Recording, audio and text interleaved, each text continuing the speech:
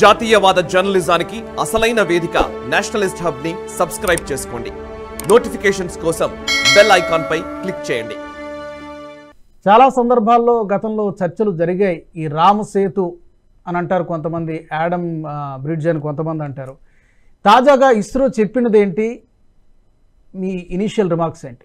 రాజు గారు, మనకు ఈ ఏదైతే యాడమ్స్ బ్రిడ్జ్ అంటారో లేదా రామ్ సేతు అని పిలుస్తారో, దీనికి సంబంధించి ఇంతవరకు కూడాను ఒక ప్రొఫెషనల్ గా సైంటిఫిక్ గా ఎవరు కూడా దీన్ని స్టడీ చేయలేదు. ఒకవేళ చేస్తే కనుక ఆ స్టడీలో ఏం వస్తుందో బయటికి, దాని ఆధారంగా మనం దాన్ని మరి రామ్ సేతు అందామా లేదా ఇంకేదైనా అందామా అన్నది అప్పటి ప్రశ్న. నమ్మకానికి సైంటిఫిక్ డిస్కవరీలకి సంబంధం లేదు కాబట్టి అది రామ్ సేతు నమ్మే వాళ్ళు అక్కడికి వెళ్ళి వాళ్ళ భక్తి చూపించుకుంటున్నారు, అక్కడ పూజ చేసుకుంటున్నారు, ఏం చేస్తున్నారో చేస్తున్నారు. ఇప్పుడు వాళ్ళకి కన్విన్స్ చేయవలసిన ఆవశ్యకత లేదు. వాళ్ళకి అది రామ్ సేతు నమ్మారు కాబట్టి పెద్ద చర్చ దానివల్ల వాళ్ళకైతే అనవసరం. ఎవరికి అవసరము? దీనిని ప్రశ్నించే వాళ్ళకి, దీన్ని వ్యతిరేకించే వాళ్ళని కూడా మనం కన్విన్స్ చేయలేము. అసలు రాముడు అన్నవాడే కాల్పన అన్నటువంటి వాళ్లకు మరి రామ్ సేతు ఉందా లేదా అన్నది పెద్ద ప్రశ్న. కాబట్టి దాని గురించి ఇంకా సేతు అన్నది ఇంకా దాని గురించి అవసరం కూడా లేదు చర్చ.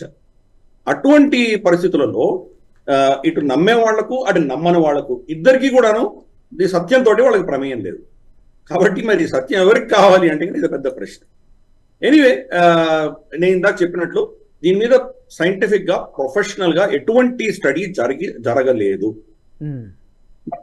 గతంలో ఎవరో అమెరికన్ యూనివర్సిటీ ఎవరో వాళ్ళ శాటిలైట్ ఇమేజరీలో ఇది సేతు అని చెప్పేశారు, ఇది మనుషులే తయారు చేశారు అని చెప్పి వాళ్ళు ఏదో రిపోర్ట్ రాశారు. శాటిలైట్లు చూస్తే మనుషులు రాశారని వాళ్ళు ఎలా చెప్పగలరు వాళ్ళు? సో అర్థం చేసుకోవాలి. మనకేంటంటే ఆల్రెడీ అది రామ్ సేతు అని మన మనసులో ఫిక్స్ అయిపోయాం కాబట్టి దాన్ని ఎవరు చెప్పినా కానీ అదే చెప్తున్నారు అని చెప్పేసి మనం దాన్ని నిర్ధారించేటువంటి పరిస్థితిలో మనం ఉంది. అలా కాకుండా దాన్ని సైంటిఫిక్ గా స్టడీ చేయవలసిన ఆవశ్యకత ఉంది. మన పురాణ ఇతిహాసాలకు సంబంధించి బ్రిటిష్ ప్రభుత్వం అయితే ఏం చేయలేదు, చేయవలసిన ఆవశ్యకత వాళ్ళకి లేదు. వాళ్ళు చేసిన పరిశోధన అంతా కూడాను మనల్ని బానిసలుగా ఉంచే దిశగా, మనలో విభేదాలు తీసుకొచ్చే దిశగానే దాన్ని వాడుకున్నారు. ఫర్ ఇన్స్టెన్స్, మనకు మొహంజదారో హరప్పా కావచ్చు, లేదా మనకు ఆర్య ద్రావిడ సిద్ధాంతాలు కావచ్చు, ఇటువంటివన్నీ కూడాను మనకు వ్యతిరేకంగా వాడుకున్నారు. కాబట్టి వాళ్ళు మన దేశ హితం కోసం మన చరిత్రని అవగాహన చేసుకోలేదు. ఉన్నటువంటి దాన్ని ఈ సైంటిఫిక్ స్టడీస్ లో దాన్ని రెండింటినీ ఒక విధమైనటువంటి అనుసంధానం చేసే ప్రక్రియ వాళ్ళు చేయలేదు. మరి బ్రిటిష్ వెళ్ళిపోయిన తర్వాత ప్రభుత్వాలు ఏమైనా చేసినాయంటే ఏమి చేయలేదు.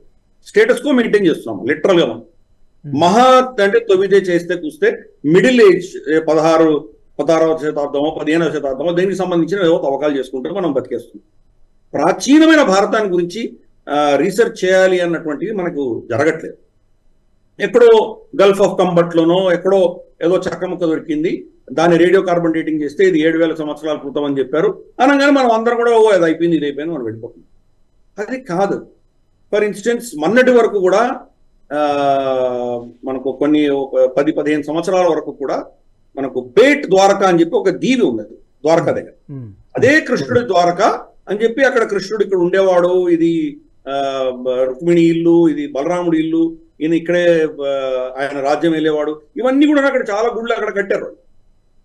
మన వాళ్ళు అక్కడికి బోట్లో వెళ్ళేవాళ్ళు, అక్కడ దర్శనాలు చేసుకుంటున్నారు. ఇప్పుడు కూడా చాలా భయంకరమైన రష్ ఉంటుంది. సడన్ గా ఎస్ఆర్ రావు గారు సముద్రంలో ఆయనకు ఏవో కొన్ని కట్టడాలు దొరికేసరికి కృష్ణుడి ద్వారక దొరికిపోయింది అని అక్కడికి వెళ్ళాం. ఇప్పుడు మోదీ గారు ఫర్ ఇన్స్టెన్స్ మొన్న కొన్ని నెలల క్రితం ఎన్నికల ముందర ఆయన స్కూబా కిట్ వేసుకుని లోపల వెళ్ళి నెమలి పింఛం పాతొచ్చారు. మరి ఇంతకాలం మీరు బేట్ ద్వారకా మరి కృష్ణుడి ద్వారకా అని అన్నది మరి తప్ప? అది ఇప్పుడు సడన్ గా సముద్రంలో దొరికింది అది కృష్ణుడి ద్వారకా అని ఏమైనా నిర్ధారణ అయిందా? సో మన ప్రాబ్లం ఏంటంటే నమ్మకానికి సైంటిఫిక్ స్టడీకి రెండింటికి కన్ఫ్యూజ్ అవుతున్నాం మనం. రామ్ సేతుకు సంబంధించి కూడా అదే పరిస్థితి.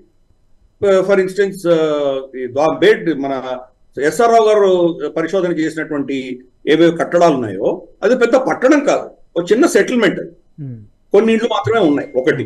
రెండవది చాలా థియరీస్ ఉన్నాయి.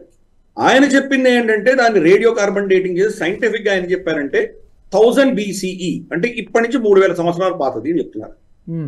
కానీ అందరూ హిందువులందరూ నమ్ముతున్నది ఏంటంటే మహాభారతం అన్నది 3102 BCలో కురుక్షేత్ర యుద్ధం జరిగింది అంటున్నారు. అంటే ఇప్పటి నుంచి 5000 సంవత్సరాల ముందే జరిగింది అంటున్నారు. ఆయనేమో 3000 సంవత్సరాల ముందరే అంటున్నారు. అంటే 2000 సంవత్సరాలు ఎక్కడ పోయినాయి మరి? సో ఇది పరిస్థితి. అందుకని ఇటువంటి కన్ఫ్యూషన్ ఉండదు. ఇప్పుడు ఇంకొన్ని పేపర్స్ ఏమొస్తున్నాయంటే, కొన్ని థియరీస్ ఏమొస్తున్నాయంటే, అది దీవి కానే కాదు, అది మన గుజరాత్ కోస్ట్ సంబంధించిన తటవర్తి ప్రాంతమే, అది సముద్ర మట్టం పెరిగేసరికి అది కబళించబడింది అంతే అని చెప్పి వాళ్ళు చెప్తున్నారు. అందుకని మనకు అటువంటిప్పుడు మరి మనకు ఏదో మనకు ప్రూఫ్ ఉండాలి, మనం చెప్పేది కరెక్ట్ అని మనకు ఏదో అటువంటి ఆలోచన ఉంది కాబట్టి దేనికో దాన్ని మనం అంటగట్టే ప్రయత్నం మనం చేస్తాం. గతంలో హిందువులు అలా చేసుకుంటూ వచ్చారంటే మన పెద్దలు కూడా ఏం చేశారంటే నమ్మకాన్ని మనం చంపకూడదన్న ఉద్దేశంతో వాళ్ళు అలా చెప్పుకుంటూ వెళ్ళారు. మన జ్ఞాన్ మస్జిద్ లో అక్కడి నుంచి తీసుకొచ్చినటువంటి ఔరంగజేబ్ కట్టినటువంటి మస్జిద్ నుంచి ఒరిజినల్ శివలింగం తీసుకొచ్చి జ్ఞాన్వాపి బావిలో పడేశాము అని చెప్పి అంతకాలం చెప్తారు. ఇప్పుడు వజూఖానాలో అసలైన శివలింగం ఉంది అని మనం బయటపడింది. మరి బావిలో వేసింది ఏంటి? సో ఇవన్నీ కూడా ఏంటంటే మనకు నమ్మే వాళ్ళకి అక్కర్లేదు. వాళ్ళు త్రికరణ శుద్ధిగా నమ్ముతున్నారు, వాళ్ళు దానివల్ల లాభం పొందుతున్నారు. నమ్మని వాళ్ళకి ఎంత ఎవిడెన్స్ చూపించినా వాళ్ళు నమ్మరు. కాబట్టి వీళ్ళిద్దరికీ అనవసరం. కానీ చర్చ మీరు చెప్పారు కాబట్టి దాని గురించి కొన్ని థియరీస్ గురించి చర్చిద్దాం రామ్ సేతుకు సంబంధించి. ఇప్పుడు ఇస్రో ఏం చేసిందంటే శాటిలైట్ తోటి మ్యాపింగ్ చేసింది. మ్యాప్ లో వాళ్ళకి ఏం తేలిందంటే 99.8% నీటిలో మునిగి ఉన్నది. ప్లస్ అది మన గల్ఫ్ ఆఫ్ మన్నార్ తర్వాత పాక్ స్ట్రేట్ ఈ రెండింటి మధ్యలో ఒక సైడు ఎక్కువగా అరిగిపోయి ఉంది, ఇంకో సైడ్ తక్కువగా అరిగింది అని చెప్పారు. అంటే నీటి యొక్క ఎద్దడి ఎక్కడ ఎక్కువ ఉందో అక్కడ ఎక్కువ అరిగింది, ఎద్దడి తక్కువ ఉన్న ప్రాంతంలో కొంచెం తక్కువ అరిగింది అని చెప్పారు. తర్వాత వాళ్ళు ఏం చెప్పారంటే there is a continuity from Dhanushkodi to Mannar అని చెప్పారు. అంటే ఇక్కడి నుంచి అక్కడికి కంటిన్యూస్ గా ఒకటే భూమి భాగం ఉన్నది అని చెప్పి వాళ్ళు చెప్పడం జరిగింది ఆ రిపోర్ట్ లో. ఈ వీడియో మీకు నచ్చినట్టయితే లైక్ చేయండి, 10 మందికి షేర్ చేయండి, అలాగే కామెంట్ల రూపంలో మీ అభిప్రాయాలను మాతో పంచుకోండి. Nationalist hub group of channels ను సబ్స్క్రైబ్ చేసుకుని తెలుగునాట జాతీయవాద జర్నలిజాన్ని ప్రోత్సహించండి. ఈ వీడియో కింద ఉన్న బెల్ ఐకాన్ పై క్లిక్ చేయడం మర్చిపోవద్దు.